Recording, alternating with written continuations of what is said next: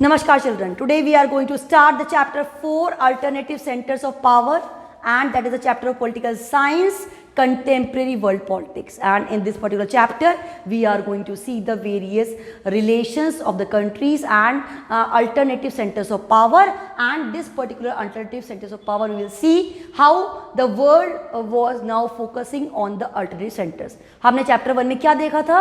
Chapter 1 में हमने देखा था कि किस तरह से कोल्ड वार ने पूरे वर्ल्ड को टू पार्ट्स में डिवाइड किया, and the two particular super powers were there, US and USSR. Then what happened? Then the things changed, and now when we are going to see the things in different manner, ki how after the second world war things shattered, and basically it was the issues with the European states which was shattered, their aspirations were there, but the things were disturbed. So just they tried to get their own union, and the union which is going to work for the development of the particular countries which are going to be associated with them, and to develop them and to create the program for the safety and the security of the countries. तो उन countries को लेकर कि कैसे सारी European countries एक particular bonding में आए और कैसे वो अपनी जो मेंबर कंट्रीज हैं उनके लिए वर्क करें, ऐसा सोच के दो यूनियन बनाई गई. सो अल्टरनेटिव सेंटर्स कौन से थे हमारे? जो कि पीसफुल और कोऑपरेटिव रीजनल ऑर्डर को बिल्डअप करने वाले थे, and these two were European Union and ASEAN association of south east nation, and वो क्या है आपका? European Union. तो these two particular unions were made to develop the European countries. European countries को डेवलप करने के लिए ये जो दो यूनियन थी, अल्टरनेटिव सेंटर्स थे पावर के, ये बिल्ड किए गए और एक पीसफुल मैनर में वर्ल्ड को स्टैब्लिश करने की कोशिश की गई. सीधा फ्लैग देखें आप, these are the stars, which stars are telling about the flag of UN, और in this flag of ASEAN we can see two half circles are there, और इसको बाइंड किया है एक सर्कल ने और उसके बाद ये रेक्टेंगुलर में है. सो फ्लैग्स क्या करते हैं? Flags are telling about the unity of the particular association and the faith about the association. Flag उस यूनिटी को, उस फेथ को प्रेट करता है जो नेशन, जो कंट्रीज उससे जुड़ी हुई होती हैं. तो इस तरह से हम देख सकते हैं कि these two particular associations were made. Now see, after Second World War, Europe shattered. The assumptions and structures on which the European states had based their relations to revive European economy, US introduced Marshall Plan. अब European economy को revive करने के लिए, cover up करने के लिए US, that is the United States of America, they introduced which plan? That was called Marshall Plan. Marshall Plan to establish organization of European Economic Cooperation in 1948. उन्होंने क्या किया? टू स्टैब्लिश, क्या करने के लिए? मार्शल प्लान जो था वो अप्लाई किया. क्या स्टैब्लिश करने के लिए? Organisation of European economic cooperation, OEEC, in 1948. 1948 में उन्होंने एक ऐसा ऑर्गेनाइजेशन फ्रेम किया जो कि अपने इकोनॉमिक इश्यूज को लेकर, ट्रेडिंग इश्यूज को लेकर आपस में कोऑपरेट करता. So western European state began to cooperate on trade and economic issue. Western European states ने क्या किया? They began to cooperate on the trade and economic issue, की जो ट्रेड को लेकर, इकोनॉमिक इश्यूज को लेकर उन्होंने आपस में कोऑपरेट करना स्टार्ट किया. Because without cooperation that world trade was not possible. उनके आपस के कोऑपरेशन के बिना that trade was not possible. So they started to cooperate each other on the economic issues. अब इकोनॉमिक इश्यूज पे कोऑपरेट करना इंपॉर्टेंट इसलिए भी हो जाता है कि when we are going to gather and we are going to develop the particular country, first of all resources must be developed and the economy must be developed. So that's why the economic issues को लेकर एक particular association Marshall plan के according US ने बनाया. उसका नाम क्या हुआ बच्चों? उसका नाम था organisation for European economic cooperation. Economic issues को लेकर सारी कंट्रीज आपस में क्या करेंगी? कोऑपरेट करेंगी. Now, European Union established on 1st November 1993. अब हम बात कर रहे हैं यूरोपियन यूनियन की. First we are going to focus on European Union, जिसकी लिटिल बिट इंट्रोडक्शन हम आज पढ़ेंगे। तो European Union was established on 1 नवंबर 1993। 1 नवंबर 1993 को यूरोपियन यूनियन जो था वो स्टैब्लिश हुआ। अब group of European capitalist country, अब इसमें कौन कौन से मेंबर थे? जब यूएस लीड करता है, US is going to symbolize the ideology of capitalism. So the capitalist countries, European capitalist countries were the member of this group with common for, अब किन किन बातों पर इनका mutual understanding create हुआ? That was with common foreign and security policy. अब सभी countries की, जो भी कंट्रीज इन यूरोपियन यूनियन का पार्ट है, उनकी common foreign and security policy होगी। इसके अलावा cooperation on justice and home affairs, justice और होम अफेयर्स को लेकर they will cooperate to each other. Then the creation of single currency, single currency means the whole countries, the countries which are associated with the European unions will have the single currency, एक ही currency होगी किनकी? उन countries की जो European union के साथ में associate हो रही है। Then one flag, same flag होगा उनका, एंड एंथम होगा और फाउंडेशन डेट होगी। एक ही फ्लैग होगा, एक एंथम होगा और फाउंडेशन डेट होगी। So the meaning is the particular countries which are going to be the member of the European Union, they have to be under the same flag, same national anthem, and the foundation date is also same, that is on the 1st November 1993। 1st November 1993 को ये हमारा European union जो था वो establish हुआ। So once again just let's revise कि हमने क्या पढ़ रहे हैं बच्चों। आज हम पढ़ रहे हैं अल्टरनेटिव सेंटर्स ऑफ पावर। उस पर देखिए आप, अल्टरनेटिव सेंटर्स ऑफ पावर क्यों जरूरी हुए? To build more peaceful and cooperative regional order. Peaceful और कोऑपरेटिव रीजनल ऑर्डर को क्रिएट करने के लिए ये सेंटर बने। दो सेंटर कौन कौन से थे?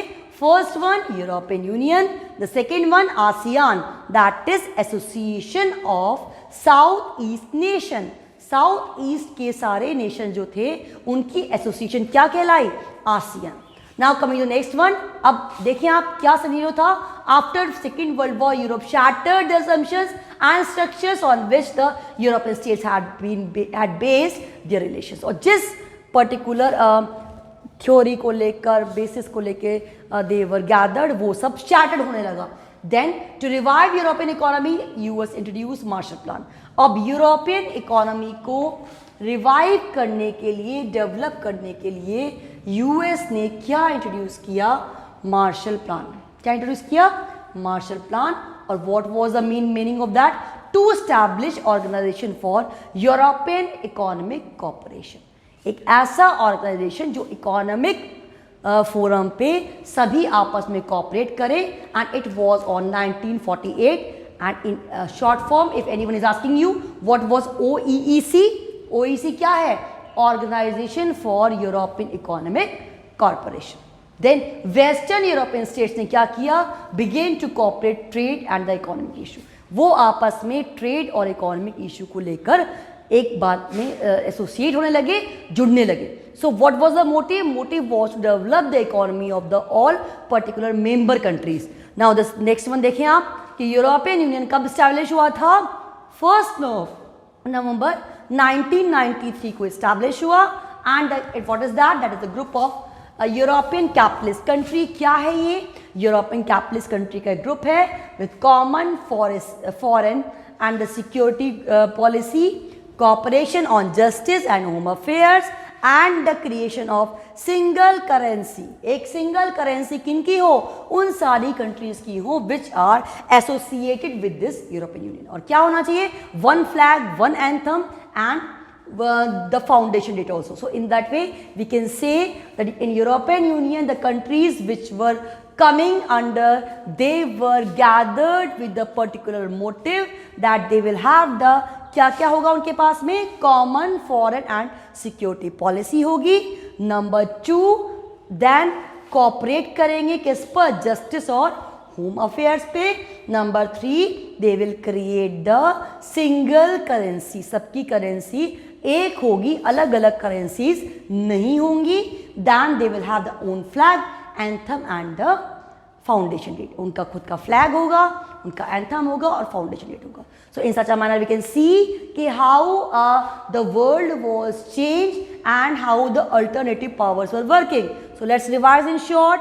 अल्टरनेटिव सेंटर कौन कौन से बने हमारे?